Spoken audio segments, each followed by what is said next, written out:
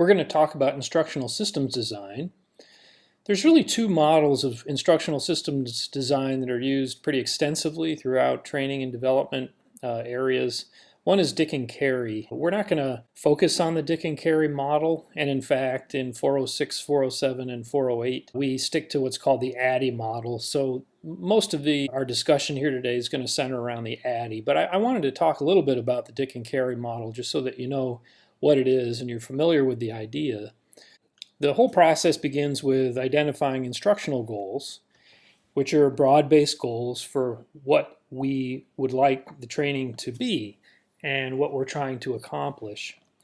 And then conducting an instructional analysis includes what's sometimes called gap analysis. It's basically the difference between where the individual is and what performance we want them to be able to display. And then the instruction is intended to close that gap.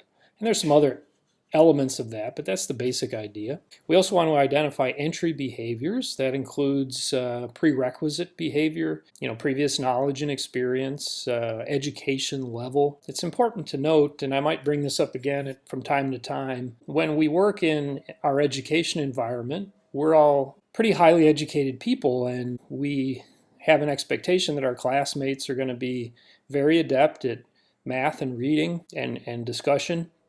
Not so in the world of training. We might have to develop training for people who haven't graduated high school. We might have to develop training for people who struggle with mathematics. So again, training is a different kind of animal than education, and we have to be sensitive to those entry behaviors. Then writing performance objectives, what exactly we want the person to be able to do once they finish the training. Then developing assessments or criteria. It's sometimes called criterion reference tests. They're some sort of a performance test that shows that learning has occurred. And then develop the instructional strategy. How will the instruction be carried out? And then actually develop the instructional materials. And finally, formative and summative evaluations, and I'll get into that in the ADDIE model a little bit more. But a formative evaluation basically occurs throughout the process. That's why you have these multiple arrows. It's an iterative process of editing, sometimes a small group review and testing, and then redevelopment. And then summative evaluations really have to do with how well the entire training program went from a lot of different standpoints. So that's the Dick and Carey model in a nutshell. Obviously there's quite a lot to it, and Dick and Carey have a book that goes through this model in great detail. Okay, so the ADDIE model, as I mentioned, is what's covered in TEC 406 in great detail, and we're going to use the ADDIE model in this course. But I wanted to point out, we're going to review the ADDIE model, but I also wanted to point out where this course is going to focus upon. We're not going to be dealing so much with analysis in this course, in fact almost not at all, but I do want to talk a little bit about the analysis phase of the ADDIE model. We will be dealing with design. We're going to be dealing with development. These are where we're really going to focus, and a great portion of training dollars go into design and development. We'll talk a little bit about implementation and also evaluation. I want to go through each of these right now. I wanted to talk a little bit about performance analysis and the performance analysis quadrant. Again, this is something we aren't going to be using in this class, but it's worth bringing up now because it has to do with how gap analysis is done, how we can determine whether somebody needs training or not, and it's a very useful tool.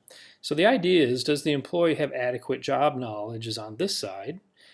This is where, yes, the knowledge is very high, or here the knowledge is very low, and typically our assumption right off the bat is that the knowledge is quite low.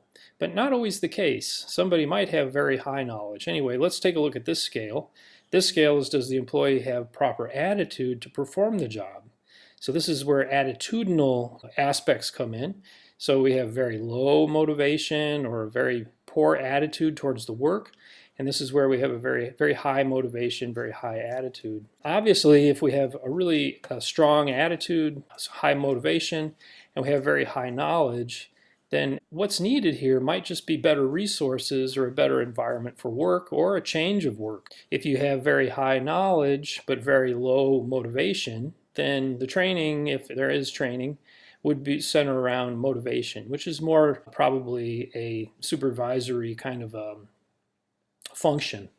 If you have very low knowledge and very low motivation, then selection. Selection means you got the wrong person probably for that particular kind of work. If you have relatively high motivation and attitude, but you have on the lower end of the knowledge scale, this is the sweet spot for training. So, typically when we take a look at somebody's performance on the job, it isn't always training that's needed, and that's a very important aspect that is sometimes overlooked by a lot of organizations. So we always assume training is necessary, and sometimes it's other factors. In fact, very often it's other factors. So I wanted to share this with you because I think it's a very useful model for performance analysis. Gap analysis is essentially the difference between what a person's current job performance skill set is and what skills are lacking in order for that individual to perform up to par. That's the essential idea behind gap analysis. It really requires an extensive review of an individual's performance, which can be through interviews with supervisors, actual performance on the job, metrics, things of that nature, interviews with the employee, those types of things. And if there is a gap found, then training might be what's needed to close that gap. It could be also other factors, as we learned a moment ago. Typically, we have, as part of the analysis phase, a task analysis. And essentially, this is done by many human resources offices. It essentially includes what are the tasks required to do a job well. And you'd be surprised at how little job task analysis is done, or at least done well in organizations. But job announcements for positions, interviews, performance evaluations, all of these types of things that are typically associated with human resources requires a good job task analysis. And training is no different. So we can use the elements of a job task analysis to help us as we develop training for a particular individual or group of individuals. But essentially, you have the job, and then you have what you would like as major outcomes for the performance, and then further broken down into tasks. What tasks are performed by the individual in that position. And then if you really break down the task analysis further, and very few of them are broken down this far, you have the actual procedures and groups of knowledge that are required to meet that task. All right, so that brings us to design. And we're going to be spending quite a lot of time with what's called the content performance matrix. This is David Merrill. He developed this content performance matrix for us to better understand how to develop good instructional methods.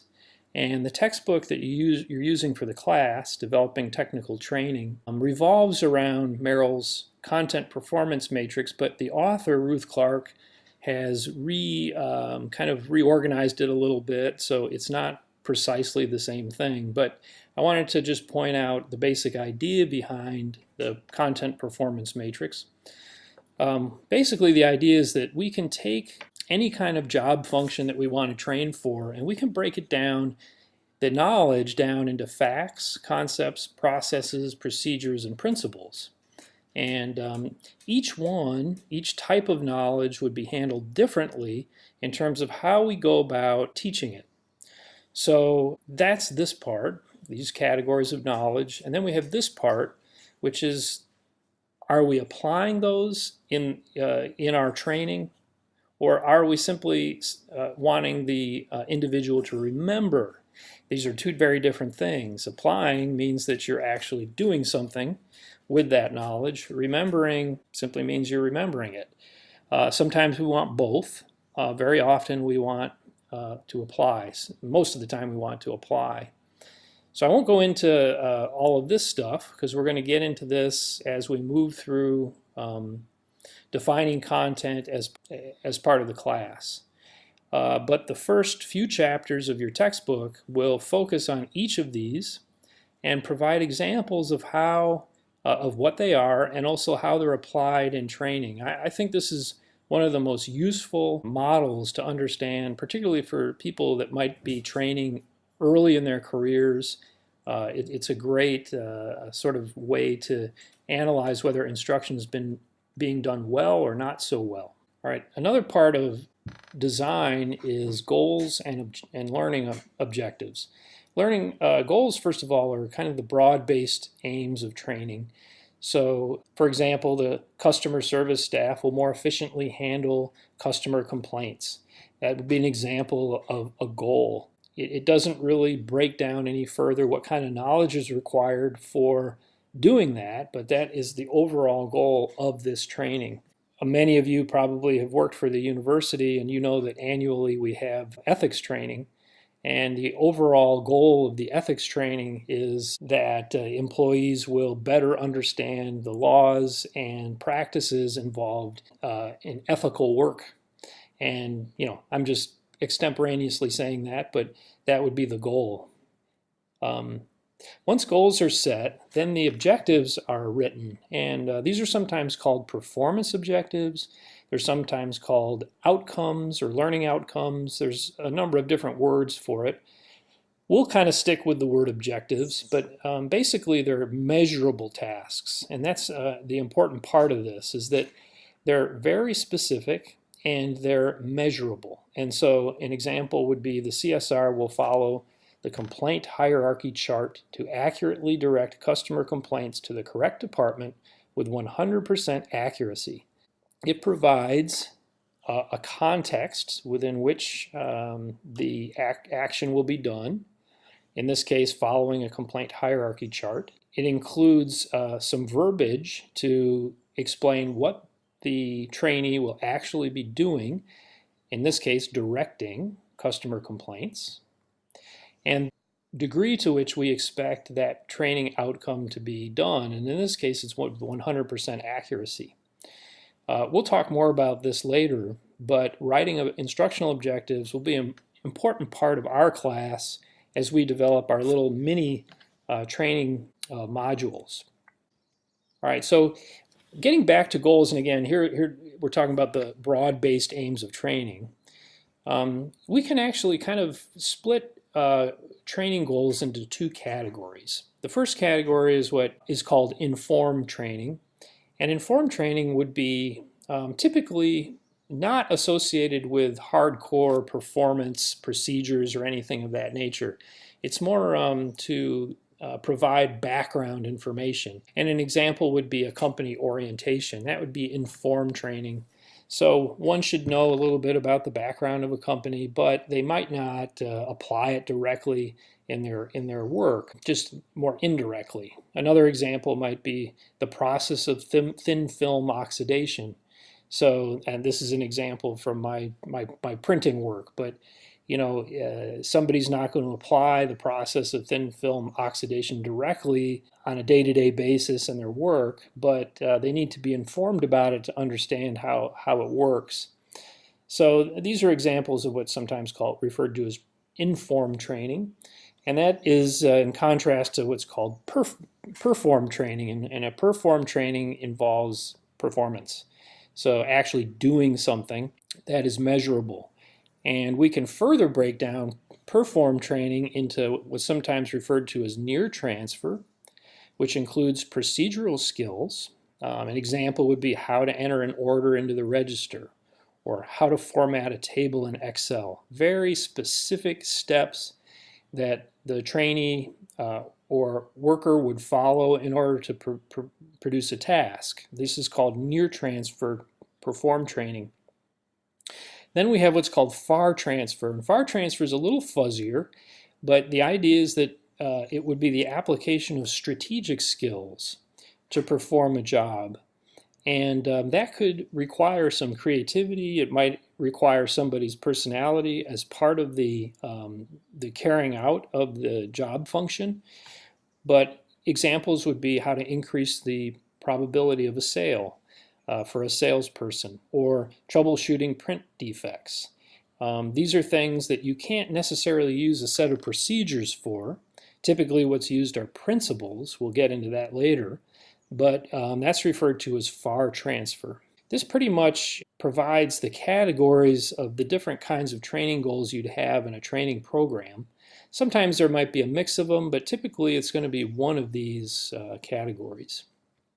All right, so when writing learning objectives, one of the useful tools is what's referred to as Bloom's taxonomy.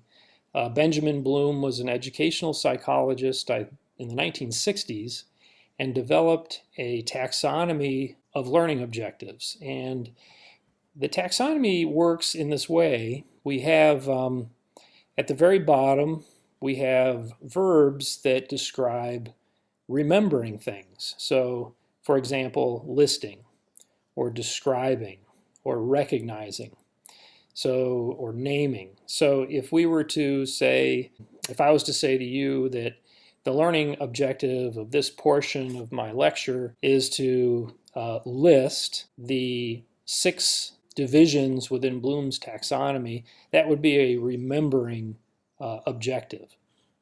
Then we have understanding, and that's a little bit higher up the scale, and that includes things like explaining ideas, paraphrasing, classifying.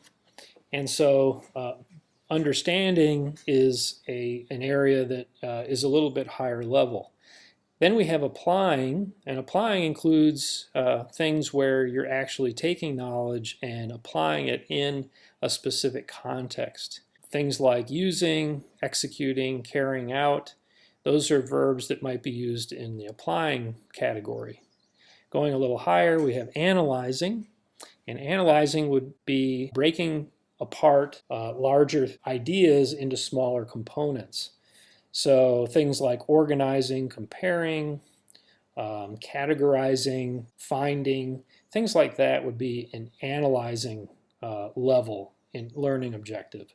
Then we have evaluating. Evaluating would include things like critiquing or judging. That requires a much higher level of knowledge of a particular area and involves more of a synthesis rather than an analysis. And again, an analysis is a breaking apart. Then we have creating, and creating is actually building things, designing things, planning things. If our learning objective involves creating a screencast for learning Excel tables, that is a high-level learning objective. Sometimes this is referred to as higher order thinking, and again, this is Bloom's taxonomy. All right, still in the design category, we have the assessment of learning. Basically, this typically involves tests. Now, these might not be tests, the same kind of tests you're used to in your college classes. It can include a variety of kinds of tests, and typically they might be performance tests done by direct observation. We might also include interviews with the trainees to get their perspective on how well they've learned and how well they're performing on the job as a result of training. And again, we might want to interview supervisors of trainees to determine whether they're performing their work at a higher level as a result of the learning. So there's a variety of different ways that we can assess whether the training has been developed well. It's important to note that the assessments are typically written before the instruction is actually developed. So in terms of the linear development of the instruction, we develop the goals and the learning objectives, and then we write how the assessment will take place. How are we actually going to observe or measure whether the learning outcomes were met? We might also have indirect observations. Those are things like if we have sales training, was there an increase in sales levels from the individual? If the training was on performing the job with a higher level of quality, then were there decreases in defects? Now, sometimes this is hard to tie directly back to training, but because there's a lot of other factors involved with indirect observation, but it's another tool. All right, now we have the develop materials phase, and essentially that's where we have the instruction outlined. Now we want to actually develop materials for the instruction. So this is where we apply an instructional methodology. And there's typically two components to an instructional methodology, and your textbook will go into great detail with this, but we have information displays and we have practice exercises. This is a critical element to good instructional methods. You might remember that I mentioned a while back that under a meta-analysis of different kinds of instruction, e-learning, classroom-based instruction, and so forth, that there's really appears to be really no difference in the learning outcomes so long as the instructional methodology is sound. And this is where the instructional methodology falls. So it's in the development of the materials itself. And typically you have two elements to that. You have the informational displays. Now that can include, an informational display can be text, it can be audio, it can be video, it can be interactive displays, it can be an individual giving an oration. An informational display basically is the information that the individual is going to learn. And then a critical component of that is the practice exercises that an individual will do to assure that they've learned. So when we apply this in the education setting, we often think of homework as the practice part of things. But in training, this is much tighter. So we have an informational display followed by very specific practice, and that practice should mirror the assessment. In other words, the tests, the type of work that the person will actually be expected to do on the job. The practice has to mirror that very closely. And there should be enough practice and the right kind of practice for the kind of information that you're trying to impart. Then we have the delivery media. The media itself is how the information display will be presented. And our class will focus quite a lot on the delivery media part. And that includes things like PowerPoint slides, video, audio, live demonstrations, and so forth. Then we have the delivery method, and we talked about methods a little while ago when we compared e-learning to classroom learning, synchronous to asynchronous. And this class will focus probably more on e-learning synchronous than anything else. Then we have the implementation phase of the ADDIE model. And essentially implementation is the logistics of how you deliver and provide the training to the trainee. This might sound like a simple matter, but actually there's a lot to implementation. For e-learning, we have learning management systems. And learning management systems are web content management systems that are used specifically for delivering training. An example is ReggieNet, which you're using right now. But ReggieNet is a kind of a subset called a course management system. And it's based on the Sakai content management system. And it's specifically for university courses. There's other training-specific learning management systems that are used in performance training. But the idea is the same. They're systems that allow you to deliver training over the internet. We have, as an aspect of implementation, train the trainers. So if you have a large organization, you're going to have training for the trainers who will end up delivering. I worked in web offset printing and developed training for these large web presses that produce magazines and books. And part of our training was to train the actual experts, the subject matter experts who did the training with the actual press operators. We had to train them on how to use the training materials and how to train press operators. So train the trainers is part of implementation. Then we have prepare and customize materials for the actual instruction that's going to take place. We have conducting the actual training. And then we have the documentation part. How well did the trainees perform? We want to document those. We want to report the results. So implementation and requires quite a lot of elements. Then we have the evaluation phase. And evaluation includes formative and summative evaluations. So for formative evaluations, we have iterative process at each stage of the ADDIE. And that includes things like expert and peer review. When you will be doing some mini training modules in our class, I'm going to be asking your groups to formatively evaluate each other's work. So that you'll have a peer group that actually looks at what you do and gives you a little bit of feedback. That would be a formative evaluation element, and then that would give the training developer an opportunity to go back and revise their training to perform better. We also have usability testing. So once a training is developed, we might have an alpha and a beta test. Alpha tests are typically done before the training is finished, and beta testing is done after the training is finished. Both allow us to go back and to revise the training to improve it in the future. Summative evaluation is after the training's been completed, we want to be able to find out if there was actually an impact made as a result of the training. Most organizations are interested in whether more efficient work has been done, whether money's been saved, and that type of thing. But there's actually quite a lot of different ways in which we can do summative evaluations.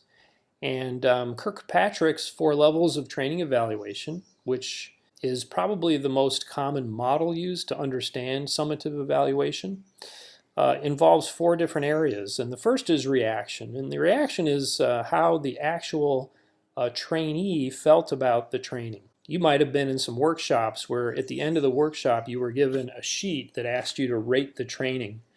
And these can be very useful, but not necessarily informative enough to actually go back and revise training.